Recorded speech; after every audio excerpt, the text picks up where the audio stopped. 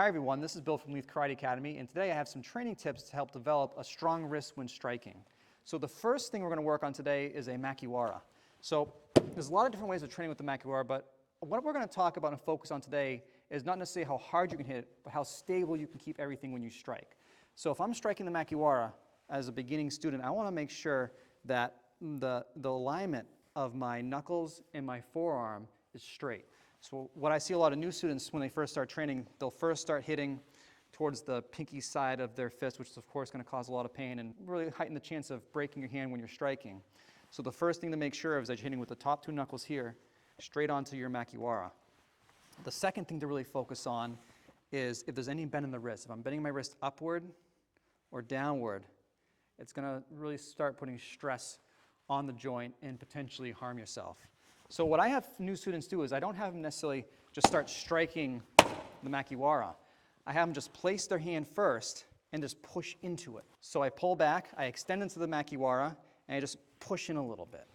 Pull back, strike out, push in, and really feel if there's any weakness in the alignment of your wrist. If you feel that, you can play with it, adjust it, see what feels right. And when you start getting comfortable with that alignment, you can start slowly hitting the Makiwara. Again, don't just start striking as hard as you can right away. Work on form. So I'm here, I strike, maybe I'll push. If I feel okay with that, I'll just hit lightly. See how it feels. The biggest thing as you're working on alignment and wrist strength when doing your punch to the Makiwara is not the bounce. I don't want to just bounce off the Makiwara. I want to get the penetrative power of the strike. So when I hit, I can still hit light. I'm going to hold on target for a moment and just push into the Makiwara. If you don't have a Makiwara at home, you can still practice your wrist strength and alignment by practicing knuckle push-ups. If you're not used to knuckle push-ups, you can start by laying a mat, or like a yoga mat or a towel or a blanket on the floor to help soften the impact of the wrist to the floor.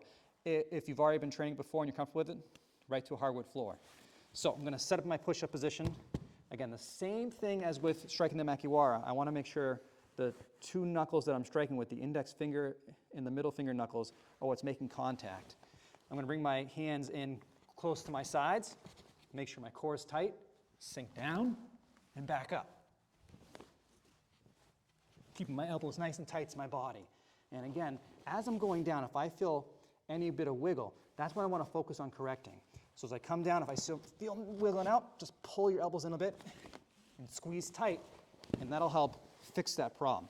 The more you do it, the more comfortable you're going to get with it, the stronger your punch is going to get, and the stronger your hand and your wrist is going to get.